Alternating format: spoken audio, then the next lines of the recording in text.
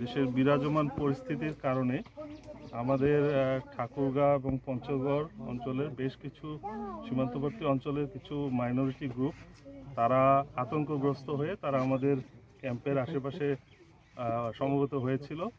তা আমরা তাদেরকে তাদের নিরাপত্তা নিয়ে তারা শঙ্কা প্রকাশ করেছিল। আমরা তাদেরকে আশ্বস্ত করেছি এবং আমরা নিরাপত্তা ব্যবস্থা জোরদার করেছি এবং আমরা সার্বক্ষণিক টহল পরিচালনা করছি এবং এই টহল পরিচালনা করা এবং তাদের সাথে সার্বক্ষণিক যোগাযোগ রাখার জন্য বর্তমানে আইন শৃঙ্খলা পরিস্থিতির উন্নতি হয়েছে এবং আমি আশা করি যে তারা আমাদেরকে যেভাবে সহায়তা করে যাচ্ছেন সেটা তারা বজায় রাখবেন এবং আমরা তাদেরকে এটা আশ্বস্ত করছি যে কোনো কুচক্রী মহল যদি এই ধরনের কোনো ব্যবস্থা গ্রহণ করে বা তাদেরকে নিরাপত্তা বিঘ্নিত করে আমরা তাদের বিরুদ্ধে ব্যবস্থা নিব। বর্তমানে এলাকার পরিস্থিতি স্থিতিশীল রয়েছে।